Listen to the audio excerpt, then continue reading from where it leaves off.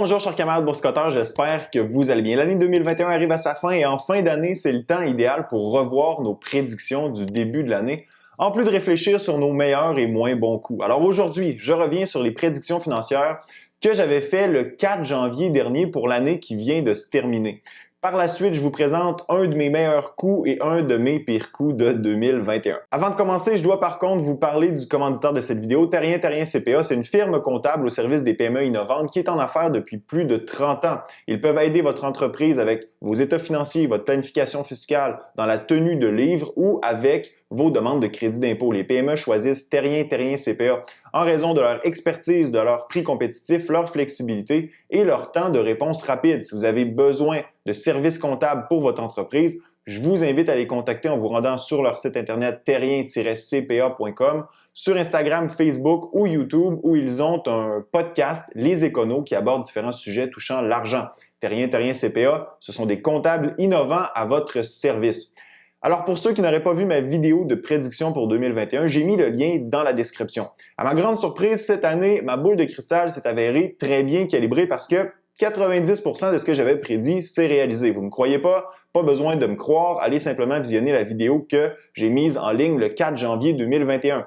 En parlant des économies conservées sous la forme de devises comme le dollar canadien ou américain, je disais que l'inflation en 2021 allait complètement bouffer votre pouvoir d'achat, que 25% des dollars américains et 16% des dollars canadiens en circulation au moment de la publication de cette vidéo avaient été créés en 2020 et que cette tendance allait se poursuivre en 2021. Comme de fait, la masse monétaire américaine a augmenté de 10,8% de décembre 2020 à octobre 2021 et la masse monétaire canadienne de 8,1%. Je disais aussi que les gens qui allaient laisser leurs économies dormir dans leur compte épargne allaient se faire taxer par l'inflation et que ceux qui détenaient des CPG allaient réaliser qu'ils détenaient en fait des certificats de pauvreté garantis. Tout ça s'est avéré vrai. Je résumais d'ailleurs le tout avec la phrase suivante. En 2021, les épargnants seront perdants. Ce qui est le plus intéressant dans ces prédictions, c'est que je les ai faites alors que l'inflation américaine était à 1,4% et que l'inflation canadienne était autour de 1%, donc bien avant que l'inflation se présente à des niveaux élevés, inégalés depuis les années 80. En parlant des obligations, je disais que la politique agressive d'assouplissement quantitatif des banques centrales allaient maintenir les taux d'intérêt au plancher et leur taux de rendement réel négatif. Pas besoin de vous dire que c'est toujours le cas en cette fin de 2021. En parlant du Bitcoin, j'affirmais que le Bitcoin était en train de s'imposer comme un réservoir de valeur alternatif au papier-monnaie, aux obligations et à l'or, et que son prix allait continuer de monter. Le prix du Bitcoin est maintenant 26% plus élevé qu'au moment où j'ai publié ma vidéo en janvier dernier. Je m'attendais aussi à une bonne année du côté des actions en bourse. Avec les taux d'intérêt au plancher, mon argument était essentiellement de dire que les investisseurs allaient se jeter sur les actions étant à la recherche de rendement. J'affirmais aussi que la Fed allait continuer de gonfler la bulle avec l'injection toujours aussi importante de liquidité dans le système et que tant que la Fed était de notre côté, le prix des cours boursiers allait continuer de monter. Comme de fait, le S&P 500 est en hausse de 25% cette année. Maintenant, où je me suis trompé, parce que, sans surprise, je ne suis pas devin, j'anticipais une rotation sectorielle en bourse vers les secteurs les plus affectés par la pandémie. L'hébergement, les divertissements, les voyages, l'aviation, etc. Parce que je croyais que le vaccin mis à disponibilité à l'automne 2020 allait nous sortir de ce foutoir sanitaire. Clairement, je me suis trompé sur ce point. Et c'est d'ailleurs une des raisons pour laquelle je suis sorti d'Uber et d'Air Canada en cours d'année. La situation sanitaire actuelle me prouve que j'ai bien fait de prendre cette décision. Une autre de mes prédictions qui s'est avérée erronée, c'est à l'égard de l'or.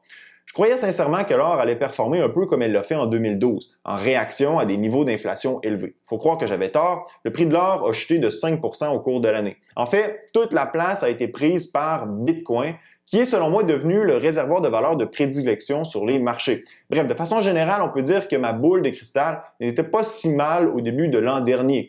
Maintenant, parlons d'un de mes meilleurs coups et de l'un de mes pires coups de 2021. D'abord, je dois rappeler le fait que je suis un investisseur de long terme. Je ne fais pas de day trading ni de swing trading. Lorsque je sors d'une position, c'est parce que les conditions initiales qui m'ont amené à y investir ne sont plus là. Donc, dans une année, je ne fais pas beaucoup de transactions de vente. Les deux transactions que je vous présente aujourd'hui sont des transactions dont les profits ou les pertes ont été réalisés. Ça veut simplement dire que je n'ai pas considéré mes positions long terme où les gains non réalisés sont bien supérieurs à ce que je vous présente aujourd'hui dans cette vidéo. Bon, commençons avec l'une de mes pires transactions de 2021 et ce n'est pas surprenant lorsqu'on la met en relation avec mes prévisions du début de 2021.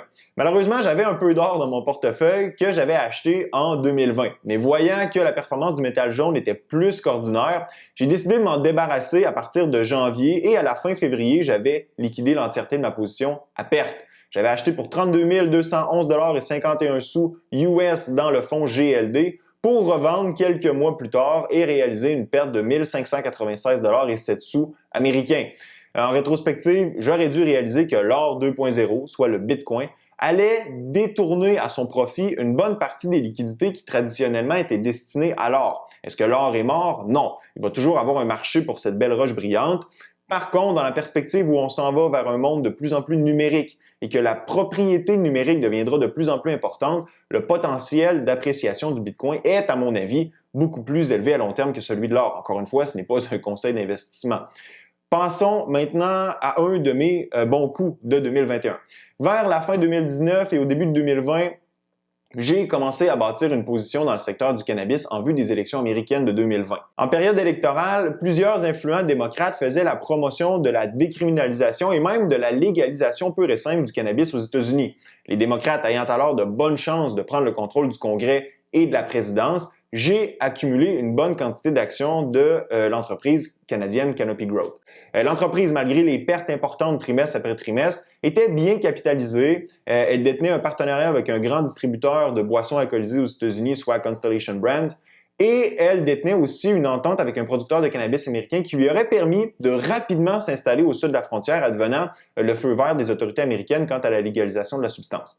À mon avis, il y avait un potentiel de profit important advenant un changement législatif ou même un simple espoir de changement législatif aux États-Unis.